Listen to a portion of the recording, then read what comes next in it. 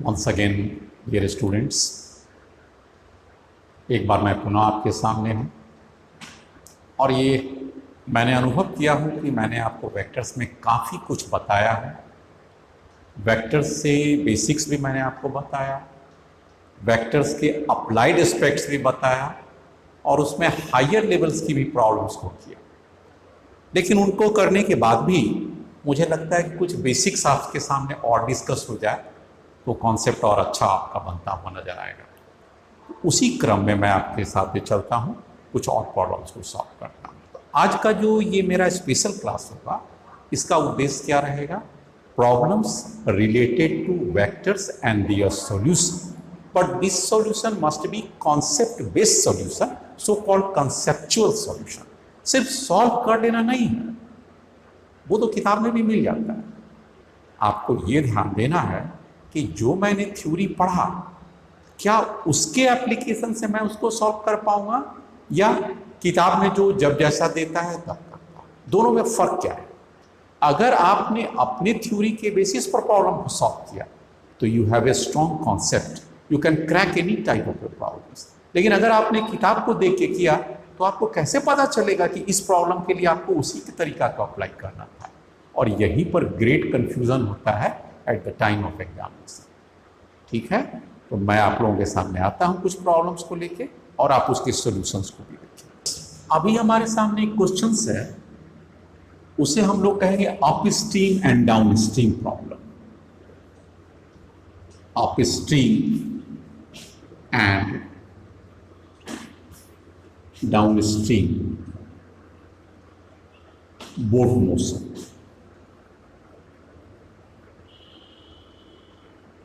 ऐसे क्वेश्चंस को अक्सर एग्जाम में देखने को मिल जाता है।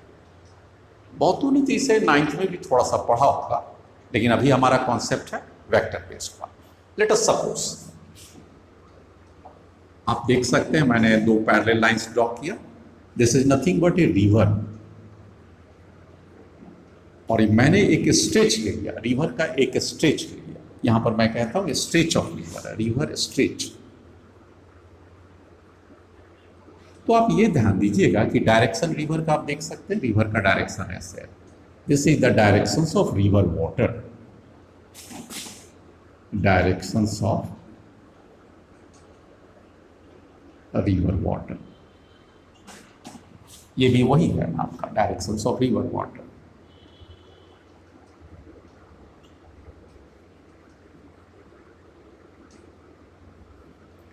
अब यहां पर दो वर्ड आता है, अप स्ट्रीम किसे कहते हैं और डाउन स्ट्रीम कहते हैं। भाई जिधर डाउन जाता है, रिवर का फ्लो जाता है, इसका मतलब क्या हो जाएगा? इस पोर्शंस को हम लोग क्या कहेंगे? डाउन स्ट्रीम पोर्शंस कहेंगे, इस ओर जाने। और ये वाला चूंकि रिवर इधर जा रहा है, वो डाउन है, ऑटोमेटिक ये पोर्शन क्या हो जाएगा? अप स्ट्रीम हो जाएगा, अप स्ट्रीम। Very good. अब आप एक देखिए बोट है, let us consider this to be a boat. और बोट क्या है? पानी के ऊपर चल रहा है, तो this is the velocity of a boat. ये बोट का वेलोसिटी है with respect to still water. V B है? Velocity of a boat with respect to still water. And velocity R क्या है? Velocity of river water. Velocity V B मतलब क्या हो गया बच्चे लोग? Velocity of boat is equal to VB with respect to still water. और V R क्या है? Velocity of river water. Let us suppose this stretch is a L, this is the length of the stream, length of हम लोग कह सकते हैं river. अब मैं आपके सामने एक प्रॉब्लम्स को देता हूं और आप ध्यान से देखिएगा। मैं देता हूं क्वेश्चन, यहां पर आप आ जाइएगा। अ boat while going up stream, up stream की ओर जा रहा है boat, took 1 hour to cover 10 kilometer straight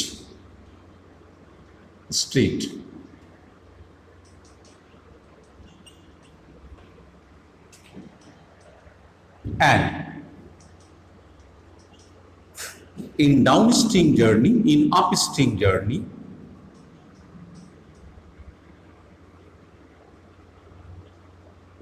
it took 2 hours to complete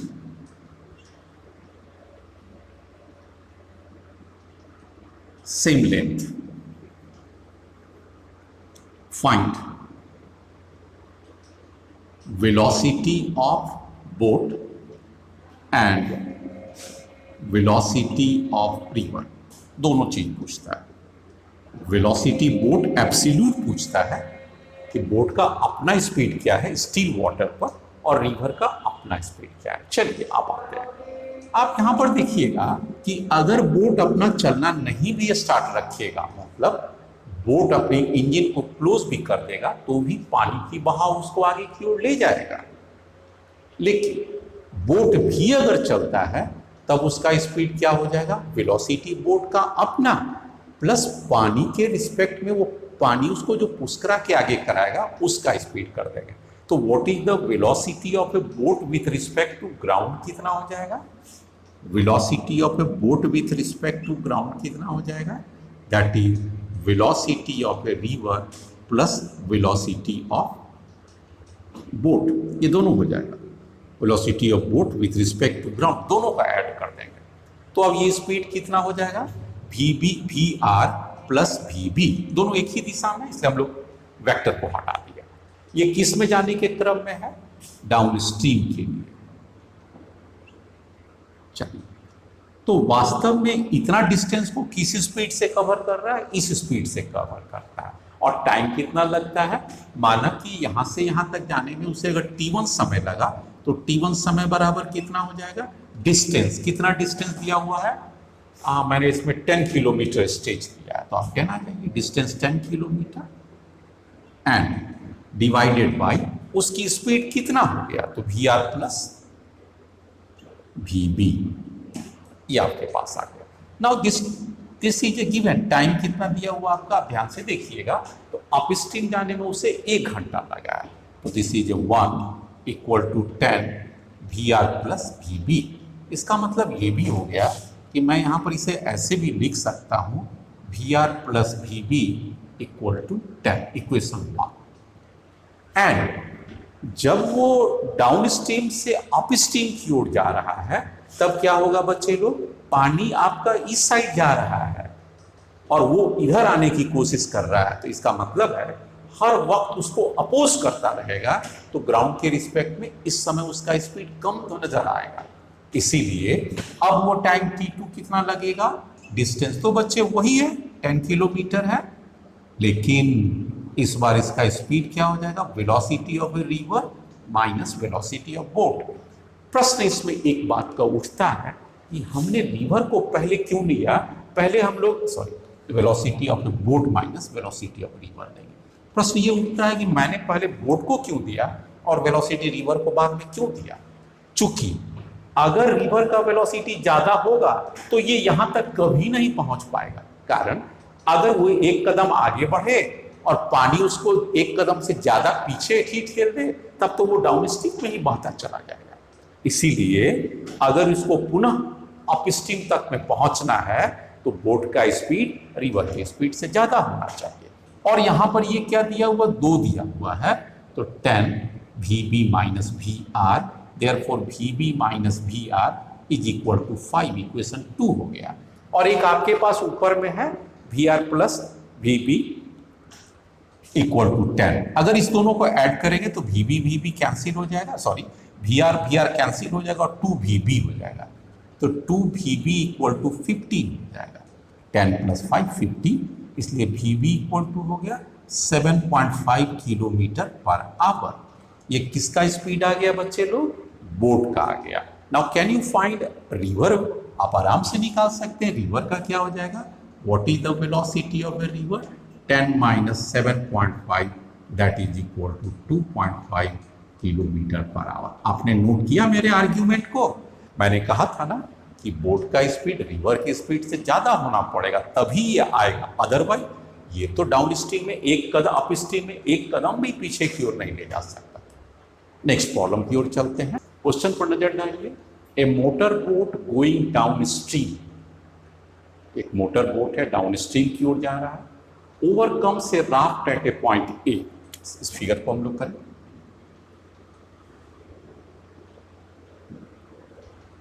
यहां पर आप आ जाइए, कोई एक पोर्शंस को ले लीजिए, वो ए पॉइंट का ले लीजिए। ये मोटर बोट है और एक लकड़ी का टुकड़ा बहता हुआ, this is called motor boat. और ये एक लकड़ी के टुकड़ा को हम लोग राफ्ट कहते हैं। ओवरकम ए पॉइंट ए, इस पॉइंट पर, इस पॉइंट का नाम दे दीजिए ए पॉइंट पर, ये इसे ओवरकम करता है, ठीक है। After 1 hour it turn back, कौन टर्न बैक किया? मोटर बोट टर्न बैक किया, and met the raft again at a distance of 6 kilometre from the point A. Yes, तो इसका मतलब हो गया कि ये आगे चला और 1 घंटे के बाद ये टर्न बैक ले लिया। यहां पर आ जाइए, मोटर बोट टर्न बैक ले लिया और इस जगह पर आके राफ्ट को कैच कर लिया। यहां पर आके राफ्ट को आ गया। फिर से एक बार देख लीजिए बच्चे लोग, क्या हुआ? मोटर बोट इस साइड जा रहा है और जाते गया, कितना देर तक गया वो? After 1 hour it turn back, मतलब यहां तक का कितना डिस्टेंस, कितना टाइमिंग लिया ये चलने का? This timing is 1 hour. ध्यान से देखिएगा, कॉन्सेप्चुअल, मैंने कहा ना प्रॉब्लम को कॉन्सेप्ट से क्रैक करना है। 1 आवर तक वो सीधा चलता गया। अब क्या किया? टर्न बैक ले लिया, और टर्न बैक लेने के बाद वह पुनः यहां पर आ गया। ध्यान से देखिए इस फिगर को, यहां पर आ गया। माना कि इस टाइम को अभी कितना देर चला ये तो नहीं दिया हुआ, लेकिन ये टी टाइम तक चला, और यहां पर आके ये दोनों राफ्ट और मोटर बोट एक बार फिक्स सामने सामने है, मोटर बोट। इसका मतलब क्या हो गया बच्चे लोग? ध्यान से देखिए, राफ्ट को कितना देर तक चलने का मौका मिला? राफ्ट को अपने स्पीड से, वेलोसिटी राफ्ट ले लीजिए आर, और इसका ले लीजिए वेलोसिटी मोटर बोट, ठीक हो गया। अब राफ्ट का स्पीड कितना के बराबर हो जाएगा? Velocity of raft is equal to velocity of river. बोलिए कैसे? अरे भाई, राफ्ट कोई अपने से थोड़ी चल सकता है, वो तो पानी के कारण ही तो आगे बढ़ रहा होगा, और वो जितना भी स्पीड उसमें शो करेगा वही तो स्पीड नदी का भी होगा, पानी का। इसलिए velocity of a river equal to velocity of raft, ये दोनों बराबर हो जाएगा, और उससे हम लोग भी आ सकते हैं। तो यहां से यहां तक आने में ये कितना डिस्टेंस दिया हुआ है according to the question? It is 6 kilometre. ये डिस्टेंस 6 किलोमीटर है। तो 6 किलोमीटर को राफ्ट का अपना कितना स्पीड हो गया और कितना देर तक चला है? वी आर हो गया। ये वेलोसिटी वी आर राफ्ट क्या हो गया? ये रिवर का हो गया। और ये राफ्ट कितना देर तक चला? बोट जब तक इससे मिल नहीं गया। तो बोट कितना देर चला? 1 घंटा बोट आगे गया और टी समय के लिए वो पीछे चला गया। तो राफ्ट को कितना देर चलने का मौका मिला? 1 आवर एंड टी आवर्स। मान लीजिए आवर्स में ही ले लीजिए, क्योंकि आवर को तो आवर में ही ऐड करेंगे। टी आवर, इतना देर चला। इतना देर में वो कितना दूरी कवर कर लिया? You can see this is 6 kilometre. Velocity into timing is equal to distance 6 kilometre. चलो इज इक्वल टू, अब क्या हुआ? अब तो ये किसका कैलकुलेशन किया? हम केवल राफ्ट का किया। अब जरा डिस्प्लेसमेंट देख लीजिए मोटर बोट का क्या हुआ। तो मोटर बोट भी तो इतना ही डिस्प्लेस किया है, लेकिन तब उसकी डिस्टेंस को कैसे निकालना पड़ेगा? इस डिस्टेंस से इस डिस्टेंस को घटा देंगे तो ये डिस्टेंस 6 किलोमीटर का आ जाएगा। अब चलिए मोटर बोट का कितना स्पीड हो जाएगा?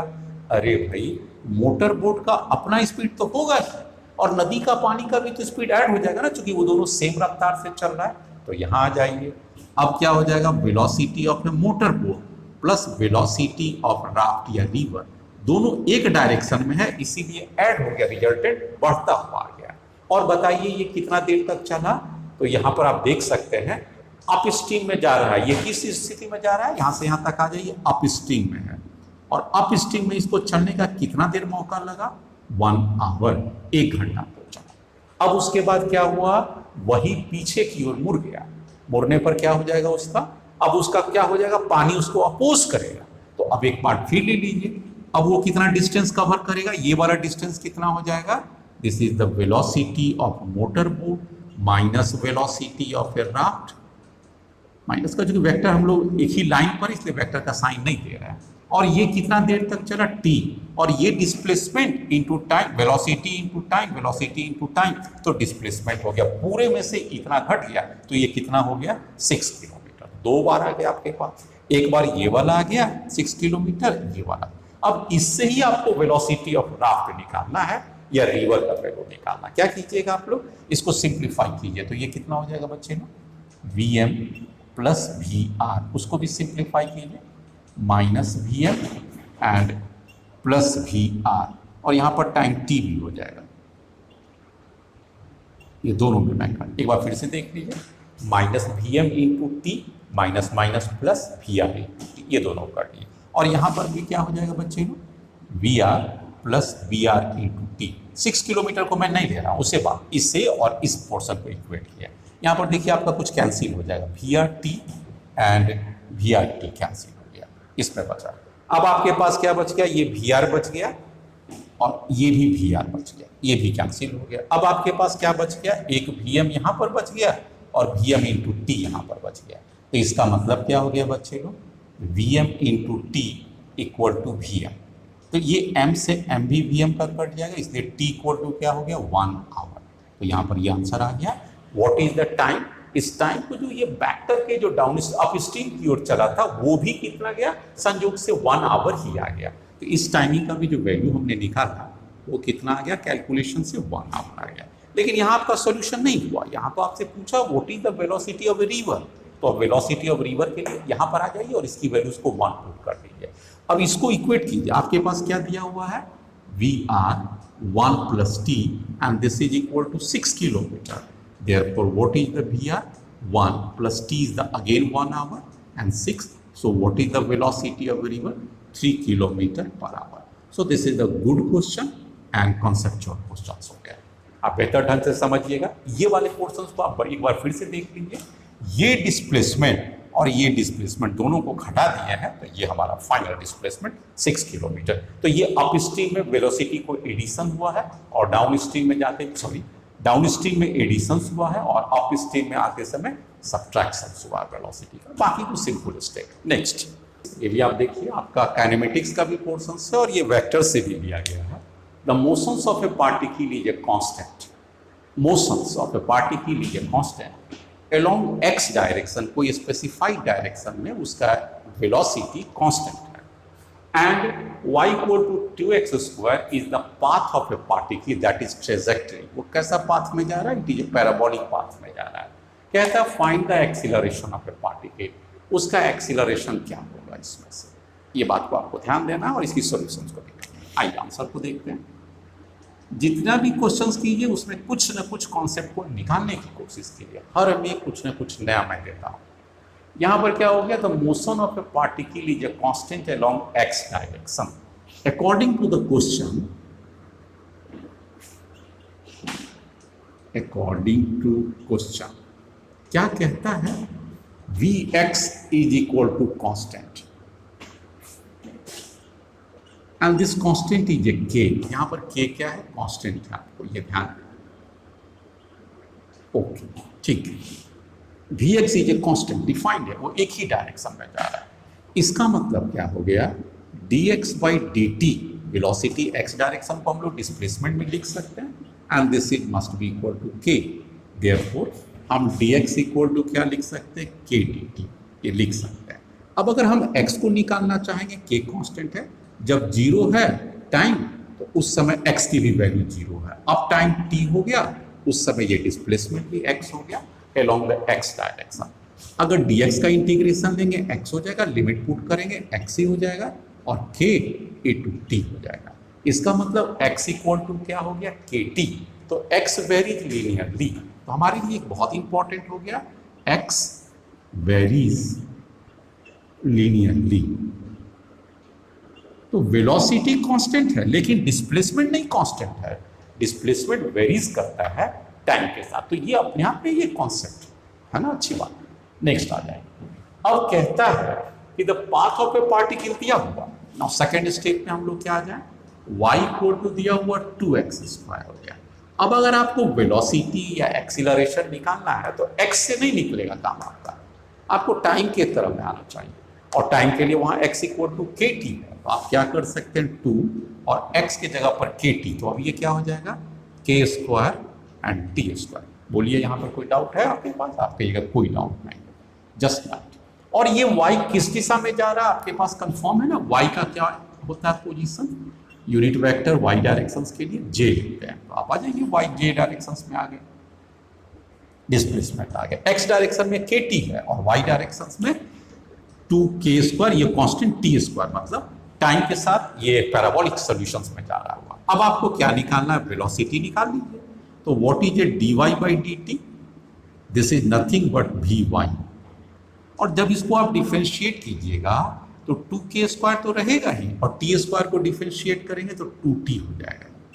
इसका मतलब क्या हो गया बच्चे लोग, 4k² t किस डायरेक्शन में जा रहा है, j यूनिट वेक्टर हो गया, ये vy निकल गया। लेकिन आपके सवाल में क्या है, व्हाट इज द एक्सीलरेशन, तो vy को डिफरेंशिएट करेंगे तो क्या हो जाएगा, differentiations of vy with respect to vt is equal to, इसको डिफरेंशिएट करेंगे तो t खत्म हो जाएगा, 4k² j हो जाएगा, and this is nothing but ay, acceleration along y direction कितना हो गया, 4k² j। नाउ मैं पूछूं what is the acceleration along x direction, अरे भाई x तो कांस्टेंट है, उसकी स्पीड कांस्टेंट है, इसलिए what is ax equal to differentiation of vx by dt। Now vx is a constant, तो differentiation of any constant with respect to equal to 0, इसका मतलब हो गया कि ax का कितना हो गया 0, और what is the ay equal to 4k² into j। So accordingly you have to choose the answer. So the options comes out to be 4k² j. This is the answers. Next one. कहता है particle moves along the curve, मतलब ये time से dependent नहीं है, तो ये कौन सा पोजीशन देता है, पैराबोलिक पाथ की ओर बताता है कि how the y changes with respect to x, तो पैराबोलिक कर्व दे रहा है, and x varies with time at x equal to t²/2। x लेकिन टाइम से डिपेंडेंट है, where x and y are in metre and t is in second. Obviously ये सब जो आंसर दे रहा है ये हो जाएगा मीटर पर सेकंड, जितने भी आंसर्स हैं मीटर पर सेकंड। आपसे क्या पूछता है, time t equal to 2 second, what is the velocity vector, vector form में इसकी वेलोसिटी देना है। यस, बहुत आसान सा क्वेश्चन है और उतना ही कॉन्सेप्चुअल भी है। आइए आंसर्स में क्या दिया हुआ, सबसे पहले x इक्वल टू t²/2। आइए आप पहले लिखिए x² t²/2 according to the question. So x is directly dependent on time, therefore you can certainly find the velocity along the x direction, that is towards the I direction. So just differentiate with respect to time. So what is the dx/dt? You just take half as the outside and t² becomes 2t. So this t and t getting cancelled. So what is the vx? It is simple t that you can find. Okay. You see, you can note it. What is the directions? Of course, in a I direction. How can we say in a I direction? X always signified towards the unit vector along the I direction. What is the t? T is the time. So put it equation 1. Now, अब आपको velocity का y component भी चाहिए, लेकिन y तो time से नहीं link है, लेकिन x तो टाइम से लिंक है, इसलिए y भी टाइम से लिंक हो सकता है। अब आप क्या कीजिएगा, गिवन क्या दिया हुआ है, y इक्वल टू x²/2। आइए 1/2 को आप आउटसाइड रखिए और x² है, मतलब t4/4 हो जाएगा, t का स्क्वायर t4 और 2 का स्क्वायर 4, तो ये फाइनली क्या हो गया, t4/8। Yes. Now you can certainly find the velocity in a y direction. How? This is a dy/dt, nothing but velocity along y direction. Velocity में आ जाएगा। अब इसको डिफरेंशिएट करना, put it 1/8 one side, and t4 means what? 4 into t to the power q, t minus 1 q। 4 से ये आप cancel कर सकते हैं, तो ये फाइनली क्या हो जाएगा, TQ/3 हो जाएगा नाउ। और ये किस डायरेक्शन में हो जाएगा? This of course y direction है, तो j यूनिट वेक्टर हो जाएगा। Now what is the velocity along x direction when time t is specified? कितना टाइम पर? 2 सेकंड पर, तो 2 मीटर पर second along I direction velocity हो गया। and what is the velocity along y direction after t equal to 2 second? यहां पर आपका सॉरी ये आपका 2 आ जाता है, TQ/2 4 2 जाएगा, करेक्ट है। तो Vy कितना आ जाएगा? 2 का 3 कर दीजिए तो क्या हो जाएगा? 8 4 हो जाएगा। 8 divided by 2j, that of course is equal to 4j. So what is the velocity finally? Velocity is equal to Vxi plus Vyj.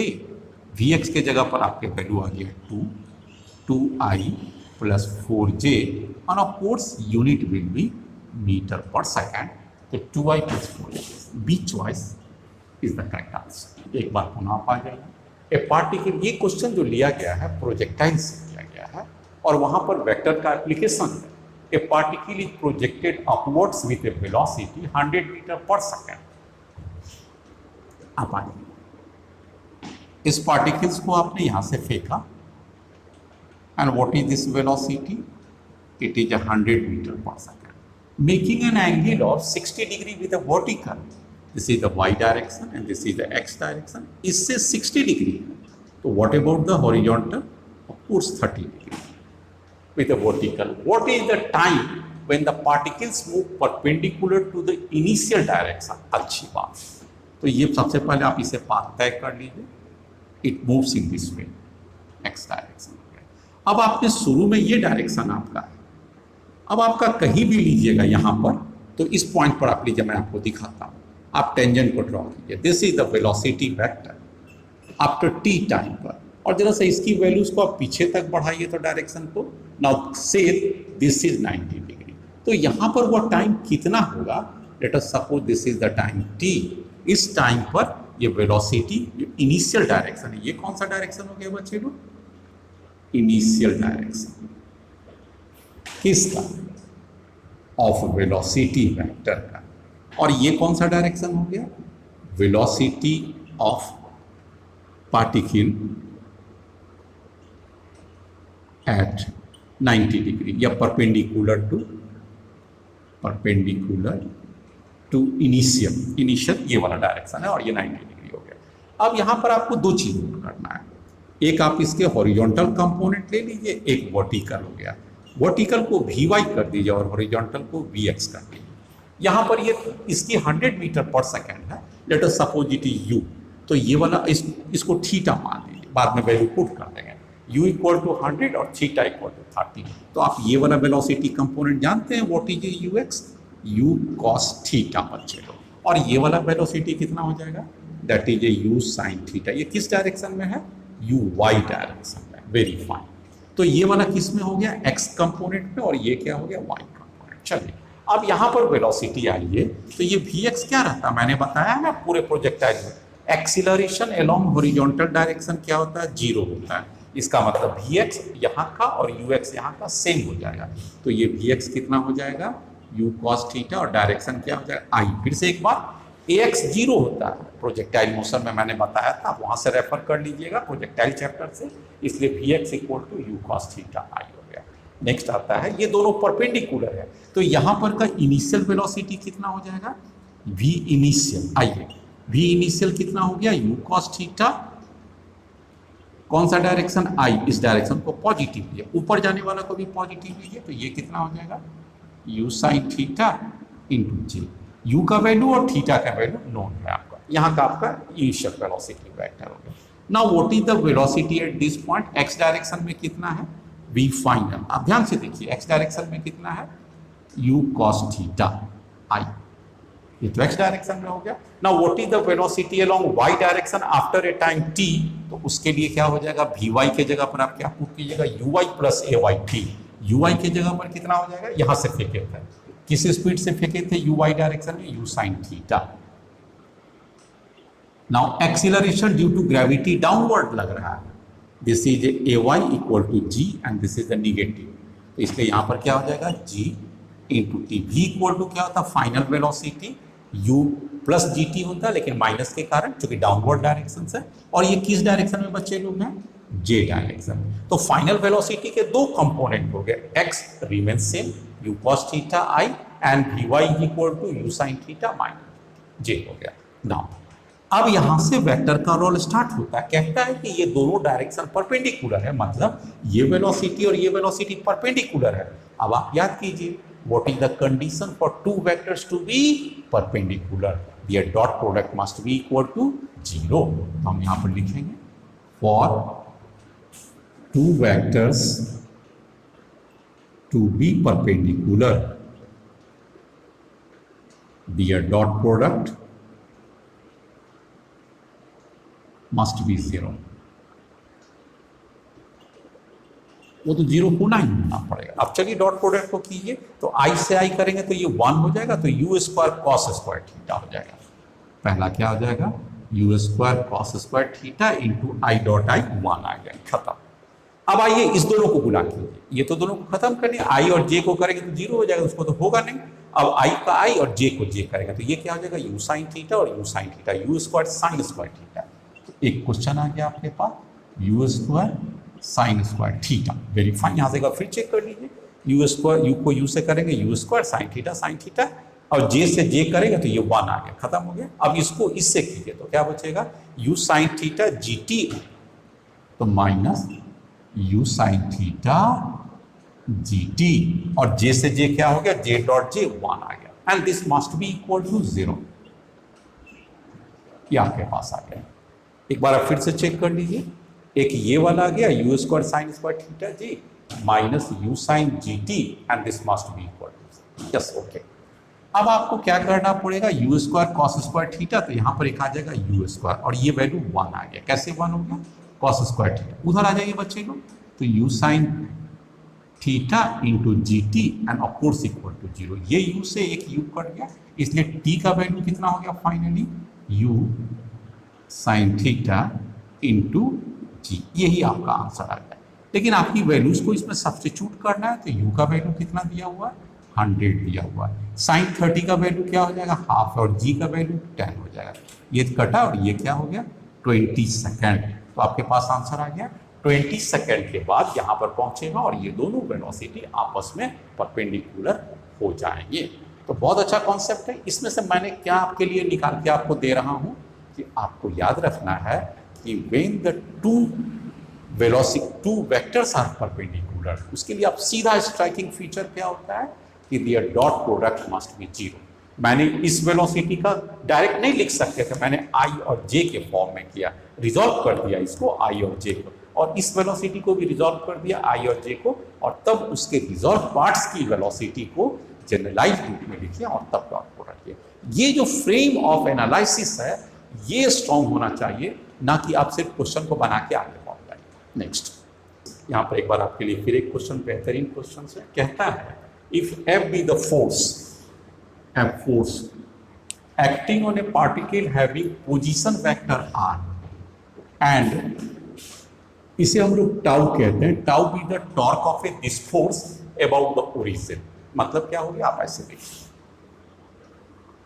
ये आपका ओरिजिन हो गया 0 0 मैं दे रहा हूं कोऑर्डिनेट, और ये आपका पोजीशन वेक्टर हो गया r, और यहां पर कोई फोर्स किसी भी दिशा में लग रहा है, ये आपके पास आ गया। तो ये आपके पास क्या हो गया, पोजीशन वेक्टर, और ये क्या हो गया, फोर्स वेक्टर, और ये क्या हो गया, point of application of the force. इसके कारण ये टॉर्क लगेगा।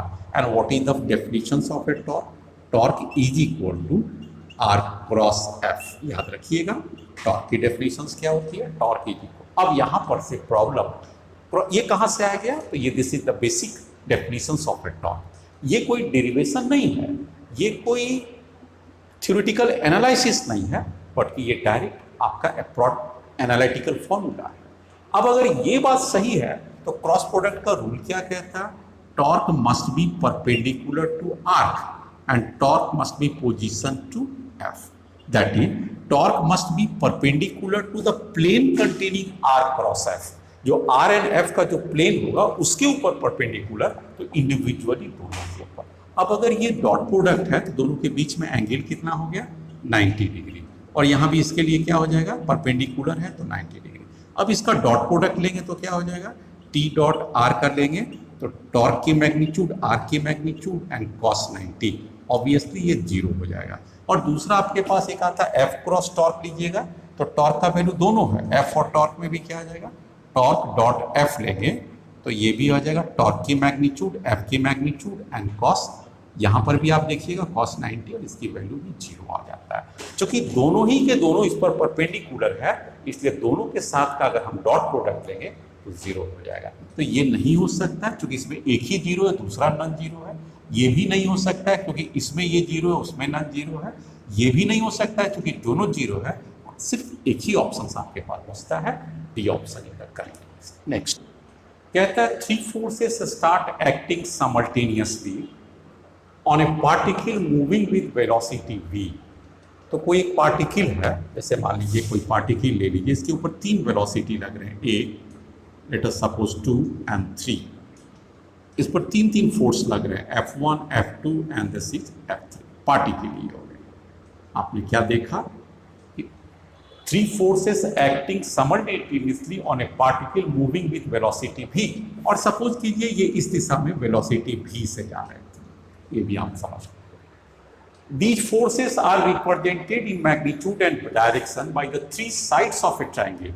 तो ये फर्स्ट फोर्स को इसको शो किया गया, सेकंड फोर्स को लेट अस सपोज आप ये डायरेक्शन ले लीजिए, अकॉर्डिंग टू द क्वेश्चन ये शो किया गया, और थर्ड वाले फोर्स को इससे शो किया गया, first one, second one and third one, by the sides of A triangle ABC। The particles will move with velocity, और कुछ ऑप्शंस थे। अब आप यहां पर ध्यान देखिए, अगर 3 फोर्स लगे या 3 से ज्यादा भी लगे and they form a closed figure, may be triangle may be polygon, कोई भी साइड्स का बने, किसी भी तरह से वो क्लोज हो जाए, तो what is the net force क्या हो जाएगा। अगर वो पॉलीगन या ट्रायंगल क्लोज्ड हो गया तो नेट फोर्स मस्ट बी 0। तो यहां पर नेट फोर्स का क्या लग रहा है, F1 plus F2 plus F3 equal to 0। क्यों? क्योंकि they follow the rules of A close triangle. या मान लीजिए ट्रायंगल 4 भी रहता, सपोज कीजिए ऐसे करके रहता, 1 फोर्स 2 फोर्स 3 फोर्स 4 फोर्स, तो ये भी क्लोज हो गया, इसके कारण भी नेट फोर्स क्या हो जाएगा 0। सपोज कीजिए और नंबर ले लीजिए, इतना भी नंबर ले लीजिए, मान लीजिए इतने सारे फोर्स है, लेकिन ऑर्डर सबका सेम होना चाहिए। ऑर्डर सेम होते हुए अगर क्लोज हो गया तो नेट फोर्स 0। इसका मतलब हो गया पार्टिकल पर कोई फोर्स, नेट फोर्स नहीं लग रहा, फोर्स तो लग रहा है लेकिन नेट फोर्स नहीं लग रहा है, तो उसका परिणाम क्या होगा, it will maintain the same velocity in magnitude as well as in direction. तो यहां पर देता है लेस देन भी कभी नहीं सही हो सकता है, ग्रेटर देन भी कभी नहीं सही हो सकता है, velocity magnitude in the direction of a larger force. ये कैसे कहेंगे कि लार्जर फोर्स के डायरेक्शन में जाएगा, ये तो अपना उसी डायरेक्शन में जाएगा जिस डायरेक्शन में पिछली बार चल रहा था, तो ये भी गलत हो गया। V remains unchanged in magnitude as well as in direction। Next, आपके सामने बोर्ड पर questions. A particle leaves the origin with an initial velocity। तो आपके पास यहाँ पर फिगर आ जाएगी। Let us suppose it is the initial velocity। यहाँ से चलता है along the x direction, ये चल रहा है, देख सकते हैं। With an initial velocity 3 metre पर सेकेंड, तो यहाँ पर x डायरेक्शन में क्या दिया हुआ, ux इक्वल टू 3 मीटर पर second and it moves along the I direction, आप देख सकते हैं। And a constant acceleration, acceleration किधर लग रहा है, तो इसमें एक्सीलरेशन कांस्टेंट है, इनिशियल की बात नहीं है, ये कांस्टेंट ऑल टाइम लग रहा है with negative 1.0 that is I plus 0.5 J metre पर सेकेंड। तो ये आप देख सकते हैं कि ये एक्सीलरेशन भी लग रहा है। Its velocity v and position r, आपको दोनों चीज बताना है, इसकी पोजीशन भी बताना है और वेलोसिटी भी बताना है। कब, क्या कोई टाइम है या condition. Its velocity v position r when it reaches the maximum x coordinate, कहता है जब वो एक्स कोऑर्डिनेट को मैक्सिमम बहुत दूरी जब कवर कर चुका होगा उस समय से क्या होगा। अब आपका जरा सा इसको ट्रेस कीजिए तो क्या स्थिति बनता है। मान लीजिए ये वेलोसिटी इधर जा रहा है, एक्सीलरेशन किधर लग रहा है, एक एक्सीलरेशन देखिए, एक्सीलरेशन को किधर लग रहा है, एक एक्सीलरेशन निगेटिव लग रहा है, ए एक्स में नीचे इधर की ओर लग रहा है। क्यों, a is equal to -1i, तो ये निगेटिव डायरेक्शन में कितना है इसकी वैल्यू माइनस 1.0 आई हो गया, ये ए की तरफ हो गया ना। अब आपका माइनस साइन के साथ जे भी लग रहा है तो ये ए वाई कितना हो गया, this is also given minus 0.5 जे।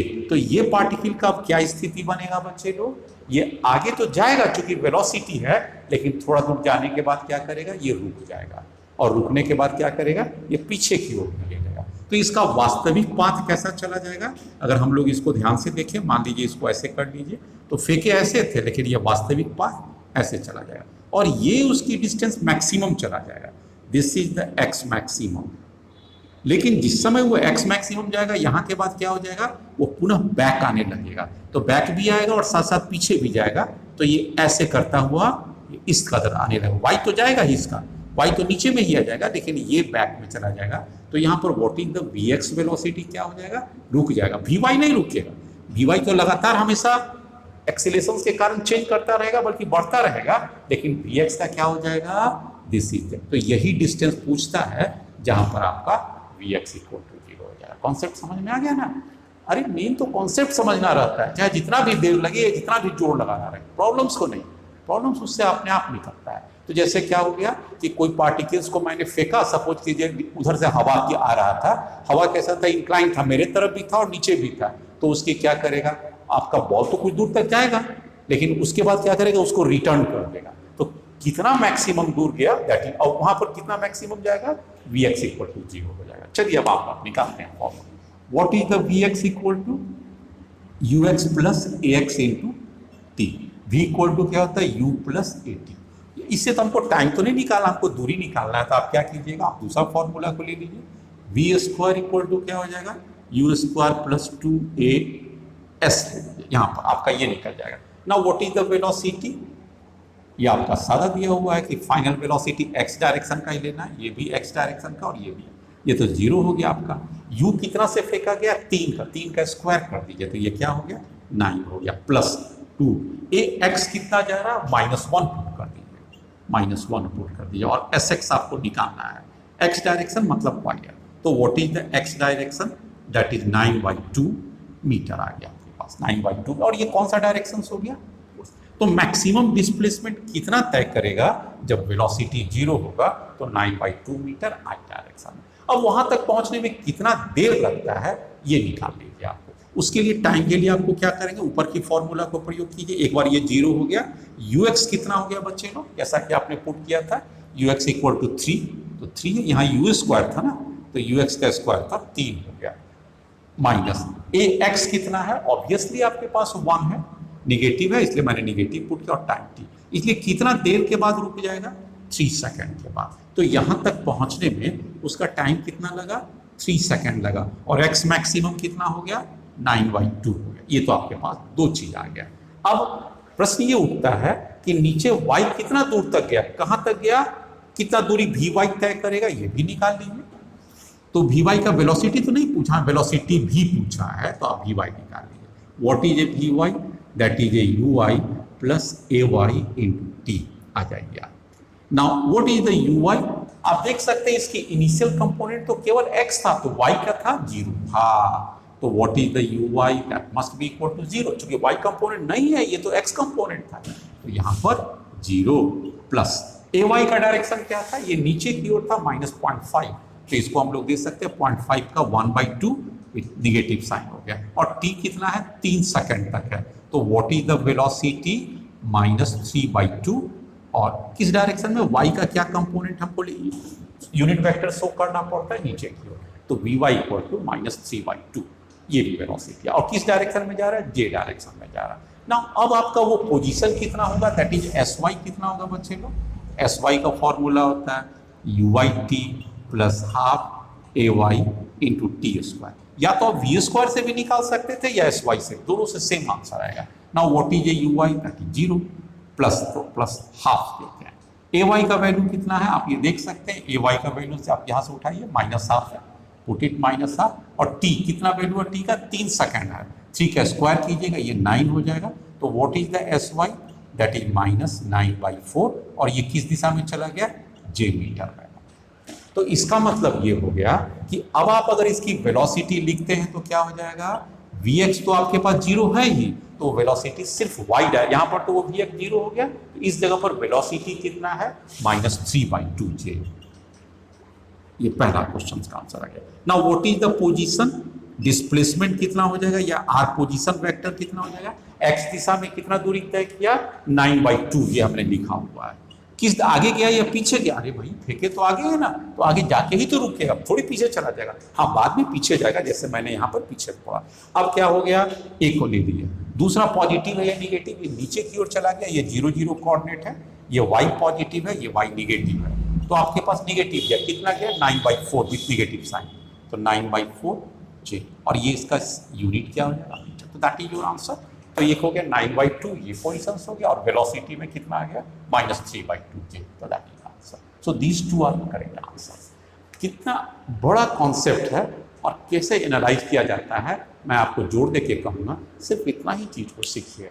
यही चीज़ आपको एक समय एक बात ऐसा आएगा आपके करियर में आएगा, ये फिजिक्स पढ़ने के करियर में ही नहीं, हर जगह करियर में आएगा, कि आपको एनालिटिकल पावर और विजुअलाइजेशन बढ़ेगा। आईआईटी जैसे एग्जाम के लिए, मेडिकल जैसे एग्जाम के लिए, visualisations of figure and visualisations of analysis must be there in your mind before taking up any step, and that will be the winner. जैसे question पर आप गौर कीजिए, कहता है कि there are two vectors a 2i + 3j and b = i + j। Find the component of vector a vector का component निकालिए and vector b on vector b। यहाँ पर थोड़ा सा इसको सिंप्लीफाई कर लीजिए, on vector b, component of vector a on vector b, और 4 ऑप्शन से आपके पास आ जाए। चलिए इसकी एनालिसिस पर हम गौर करते हैं। सपोज कीजिए ये वेक्टर a और ये वेक्टर b, तो कंपोनेंट के लिए आपको क्या पढ़ाए थे, ड्रॉप ए परपेंडिकुलर, इसे थीटा मान लीजिए, o मान लीजिए। ये को इनिशियल वेक्टर होते हैं, यहाँ से आगे की ओर बढ़ता हुआ दो वेक्टर, और ये वाला पोर्शन क्या हो जाएगा, that is called a cos theta. तो this is the component ax = a cos theta is component of A on B,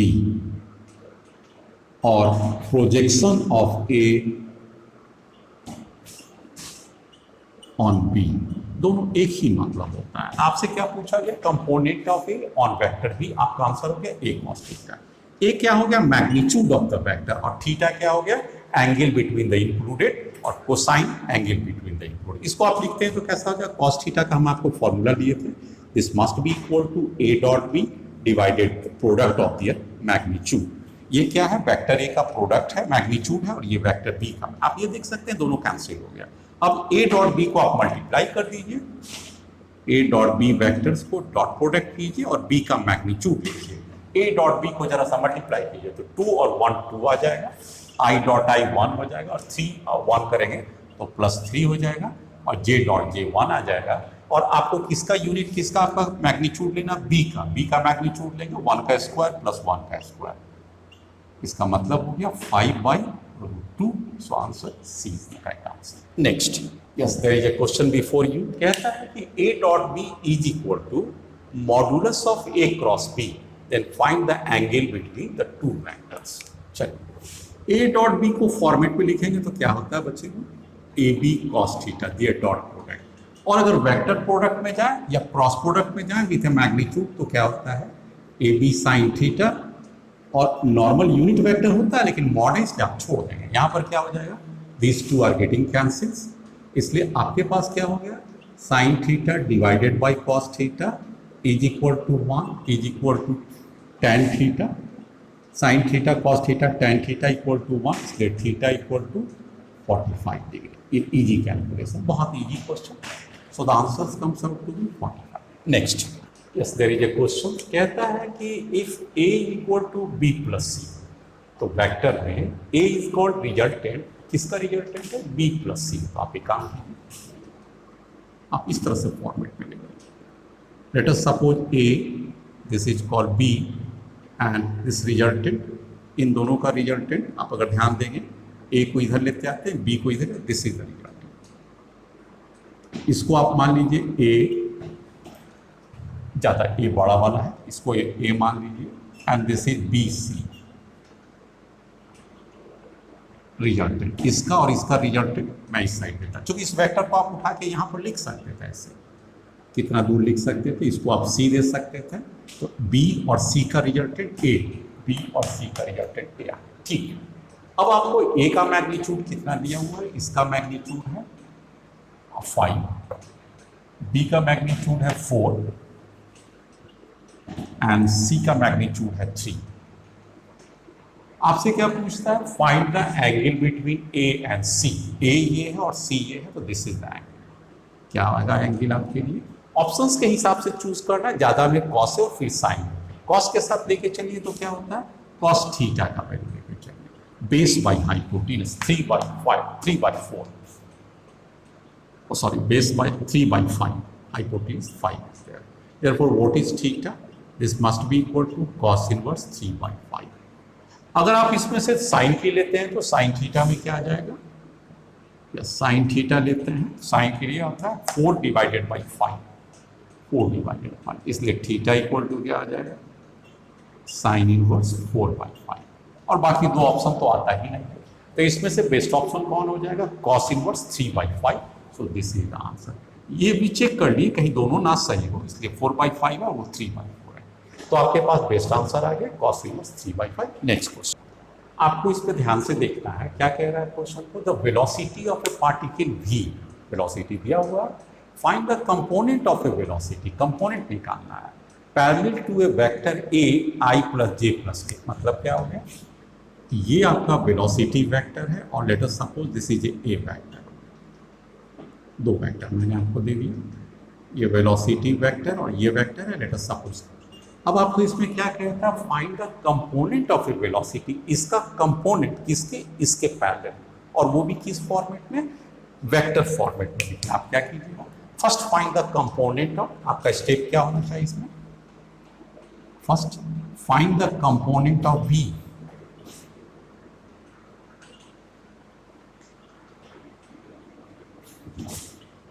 along a vector, तो वो कितना आ जाएगा v, इसको अगर परपेंडिकुलर ड्रॉप कर दीजिए, अब ये कितना आ गया v cos थीटा, तो ये कंपोनेंट आ गया v का x component vx।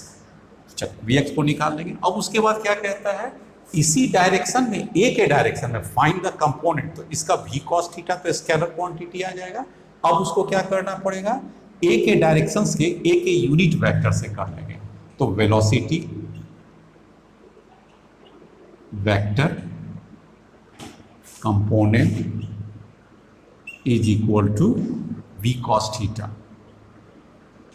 along a, ये आ गया। दूसरा इसके बाद क्या आ जाएगा, फर्स्ट स्टेप, सेकंड स्टेप में क्या आ जाएगा, velocity vector component along a, along parallel to a in vector form।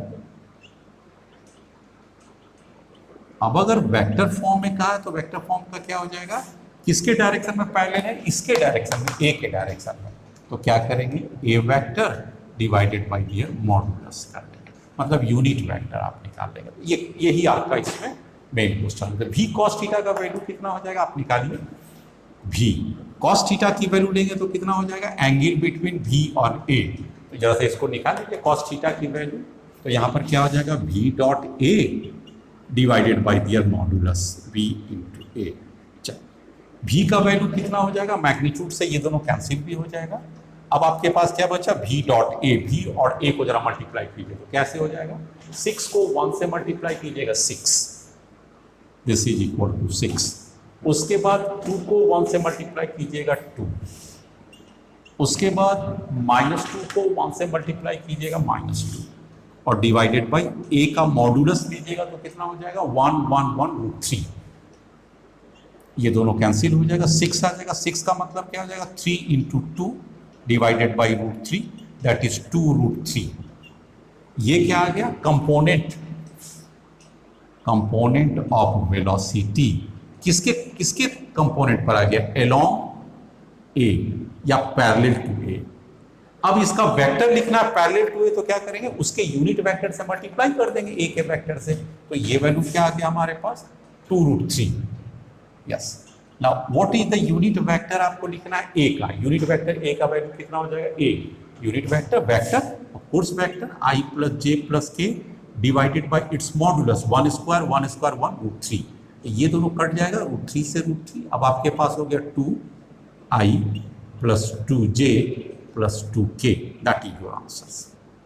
तो इसका बेस्ट ऑप्शन क्या हो जाएगा, 2i plus 2j plus 2k, that is the B is your best answer हो गया। आपका मतलब समझ में आया। अगर केवल कंपोनेंट पूछता तो यही आंसर हो जाता v cos थीटा।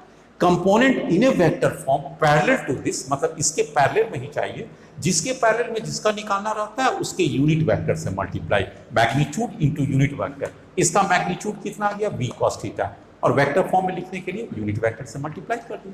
मतलब किसी भी वेक्टर को किसी दूसरे एक्सिस के वेक्टर फॉर्म में लिखना है तो उसमें उसका कंपोनेंट निकाल लीजिए, और जो एक्सिस का निकालने के लिए कह रहा है ना, उसी एक्सिस का यूनिट वेक्टर लिख दीजिए, और यूनिट वेक्टर क्या हो जाएगा, वेक्टर डिवाइडेड बाय मॉडुलस।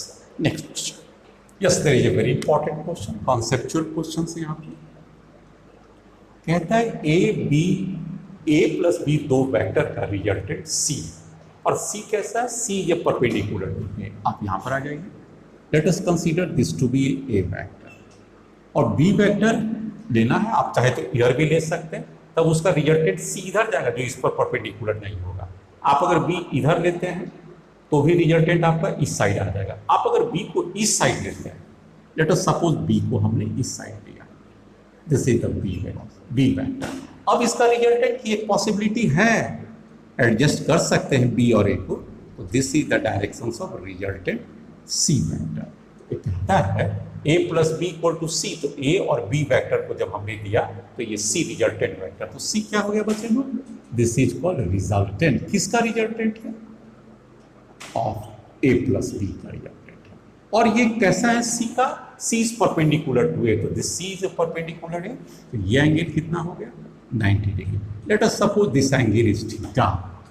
अब क्या कहता है, A इज इक्वल टू सी, ए और सी का दोनों का मैग्नीट्यूड भी बराबर है, ए और सी को इक्वल भी कर सकते हैं, तो उस केस में ए और बी का क्या होगा, मतलब रिजल्टेंट किधर है, इस साइड। अब आपका कॉन्सेप्ट आएगा, आप बी जो तिरछा रहता है उसको तिरछा नहीं देखिए, उसको रिजॉल्व कर दीजिए। तो इसका ये थीटा है, तो ये वाला क्या हो जाएगा 90 माइनस थीटा, तो ये वाला वैल्यू क्या आ जाएगा बी साइन थीटा, और ये वाला वैल्यू क्या आ जाएगा बी कॉस थीटा। अब आपके साथ क्या हो गया, B sine theta must be equal to A. अगर ये दोनों जैसे ही बराबर आएगा तो एक्स कंपोनेंट वेलोसिटी का 0, तो अब फाइनली रिजल्टेंट क्या आ जाएगा ऊपर। तो एक कंडीशन क्या हो गया, A is equal to B sine theta, ये बात आ गया, दिस इज इक्वेशन।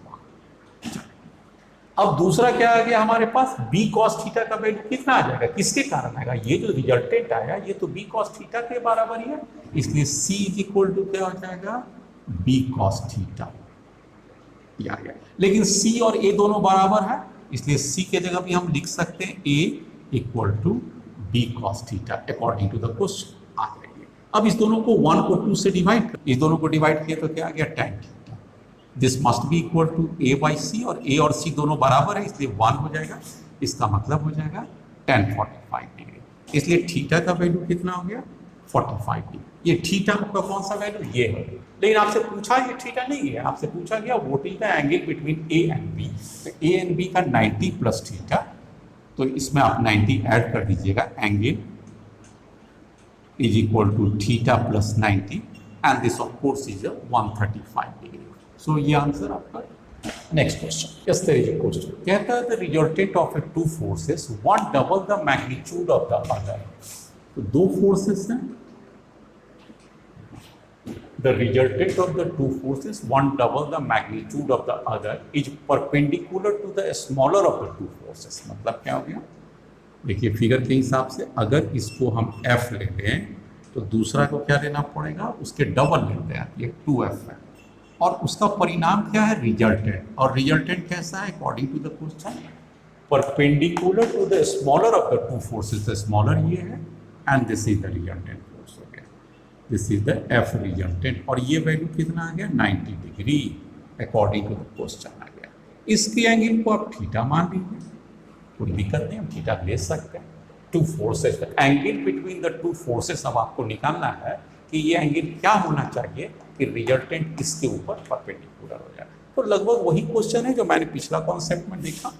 आप यहाँ पर आ जाइए, इसको एनालाइज कर लीजिए। एक आ जाएगा 2f cos theta, sorry 2f sin theta आ जाएगा, 2f sin थीटा इस दिशा में आ जाएगा। अब इसका ये दोनों अगर बराबर हो जाए तो यही इसका रिजल्टेंट हो जाएगा। एफ आर का वैल्यू कितना हो जाएगा, that is 2f cos theta. तो सबसे पहला टास्क क्या हो गया, रिजल्टेंट को इसी दिशा में जाने के लिए x कंपोनेंट को 0 होना पड़ेगा, मतलब ये वाला और ये वाला इक्वल होना पड़ेगा।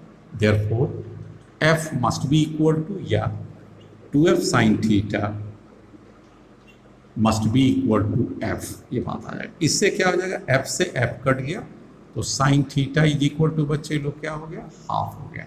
sin की वैल्यूज में लेते हैं तो sin 30 डिग्री हो जाएगा। उस हिसाब से थीटा का वैल्यू क्या हो गया, 30 डिग्री आ गया। आप देख सकते हैं हो गया। नाउ 90 प्लस 30 अगर जोड़ दें, so the angle included between f and 2f, angle included between f and 2f is equal to 90 plus 30, obviously 120 degree. So this is the correct answer. Next, एक बार फिर आपसे उसी कॉन्सेप्ट पर आधारित फिर क्वेश्चन आ रहा है, कहता है a प्लस बी सी है, a और b का रिजल्टेंट क्या होगा, c होगा। एक बार फिर से कर लीजिए, a को इस साइड ले लीजिए, b को इस साइड ले लीजिए, ये दोनों का c आएगा। कंडीशन क्या है, b और c दोनों का 0 है। यहाँ से आपके पास क्या आ जाएगा, अगर कहता है b dot c is equal to 0, तो ये मतलब हो गया their dot product B C cos theta must be equal to 0, इसलिए थीटा इक्वल टू क्या हो जाएगा, 90 डिग्री। तो b और c आपस में क्या है, पहला बात है ये a और b है। Let us suppose this is a and this is b, हम दोनों को ले सकते हैं, उसी को भी ले सकते हैं a और b।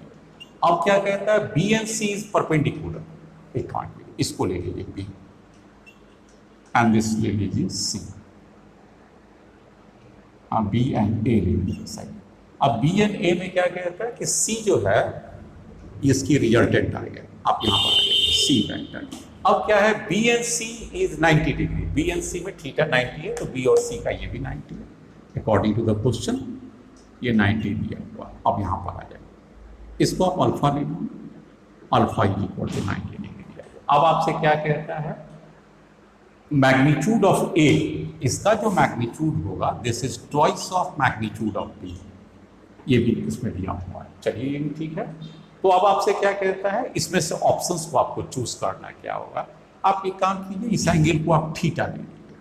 अब अगर आपके पास वही लॉजिक हो जाएगा, इसके दो कंपोनेंट हो जाएगा, ये वाला इसका नाम क्या दिया गया, ए, इस दिशा में आ जाइएगा तो A cos theta, this must be equal to C, और इस दिशा में आ जाइएगा तो A sine theta, A sine theta, और अगर बी दोनों बराबर आ जाएगा तभी ये वेक्टर रिजल्टेंट इधर जाएगा जो कि परपेंडिकुलर है। तो ये दोनों बराबर आ गया, इसका मतलब क्या हो गया, A sine theta must be equal to B. अब ए और बी का रिलेशनशिप दिया हुआ है, क्या दिया हुआ है, A equal to twice of B. तो ए के जगह पर आप क्या कर सकते हैं, ट्वाइस ऑफ बी मैग्नीट्यूड है, ये साइन थीटा, और ये भी बी मैग्नीट्यूड, बी से बी कट गया, इसलिए साइन थीटा का वैल्यू क्या हो गया, 1/2। 1/2 की वैल्यूज हम लोग जानते हैं, साइन 30 डिग्री होगा, इसलिए थीटा इक्वल टू 30 डिग्री हो गया। इसलिए ओवरऑल ये पूरा का पूरा एंगल कितना हो जाएगा, अगर इसको हम लोग बीटा मान लें तो व्हाट इज दिस बीटा, या थीटा 0 ले लेते हैं, कैलकुलेशन आसान। थीटा 0 इक्वल टू क्या हो जाएगा, 90 प्लस 30 दैट इज 120 डिग्री, बस आ गया। अब आपको चेक करना है कि a प्लस सी कभी भी a प्लस बी के बराबर होगा, a प्लस सी ये दोनों b के बराबर, a प्लस बी ये कभी नहीं होगा, क्योंकि इसी दोनों का रिजल्टेंट तो c है। कोई ऑप्शंस नहीं बैठता है, आप केवल एक ऑप्शन को चेक कीजिए, सी ऑप्शन। इसमें क्या दिया हुआ, a dot C is equal to less than 0। आप a डॉट सी का वैल्यू निकालिए, a c और दोनों के बीच में क्या आप एंगल पुट करेंगे, कॉस ऑफ कौन सा एंगल, ए और थीटा दोनों के बीच का एंगल है 120 degree, cos theta 0, and this is AC cos theta 0 का वैल्यू कितना आ जाएगा, simple 120 degree, and 120 is negative, this is the negative, negative कितना होता है, -½ होता है, इसलिए ये वैल्यू क्या हो जाएगा, always less than zero. Negative का मतलब less than zero. A dot must be equal to, बाकी को आप इजीली चेक कीजिए, ये कभी नहीं होगा बिकॉज आप इस फिगर से ही आप एनालाइज कर लेंगे। A dot C may be zero, A और सी देखिए कभी जीरो है, ए और सी के बीच का एंगल कितना है 30 डिग्री, आप यहाँ देख सकते हैं। तो ए डॉट सी जब भी आप निकालिएगा तो क्या हो जाएगा बच्चे को, ए का मैग्नीट्यूड सी का मैग्नीट्यूड एंड साइन 30 डिग्री। अब यहाँ पर ए जीरो नन जीरो है, सी भी नन जीरो और साइन 30 हाफ होता है, तो ये कभी नहीं हो सकता है, और ये फिगर से कभी नहीं हो सकता है, तो this is the only possible. इस तरह से मैंने बहुत सारे वेक्टर्स के क्वेश्चंस को आपके सामने ला के दिखाया, बनाया भी और कॉन्सेप्चुअली समझाने की भरपूर कोशिश किया है। उम्मीद करते हैं आप लोग अच्छी ढंग से समझेंगे। अभी हमारा वेक्टर खत्म नहीं होगा, वेक्टर मैं तब तक पढ़ाते रहूँगा जब तक आप फिजिक्स पढ़ाते रहेंगे। हाँ, लेकिन मैं ये भी कह सकता हूँ कि बेसिक्स आपके पास क्लैरिटी हो चुका है। यहाँ के बाद आप फॉरवर्ड स्टेप ले सकते हैं किसी भी वेक्टर्स की प्रॉब्लम्स को नए चैप्टर में। जैसे मैं जब आपके सामने सर्कुलर मोशन आऊँगा, मैं जब आपके पास फोर्स, फ्रिक्शन, वॉब्लन जब पढ़ाऊँगा या रोटेशन पढ़ाऊँगा, उन सब में मैं वेक्टर का इस्तेमाल करूँगा। तो उसमें जो फॉर्मूला, जो उसमें मैं कॉन्सेप्ट के इस्तेमाल करूँगा, इन सभी कॉन्सेप्ट्स को मैं इतने सारे वेक्टर्स में समझा चुका हूँ। तो आप लोगों के लिए क्या राय है, ये वेक्टर्स का एक बढ़िया सा नोट्स बना लीजिए और आप अपने आप को स्ट्रॉन्ग कर लीजिए। नेक्स्ट मैं जो अगला क्लास आपके सामने लेके आता हूँ, उसमें मैं आपको बताऊँगा, नई थ्योरी के साथ आता हूँ। नई थ्योरी में आपके पास सर्कुलर मोशंस के ऊपर मैं फोकस करूँगा, kinematics of circular motions. Thank you very much for watching the video. Good luck.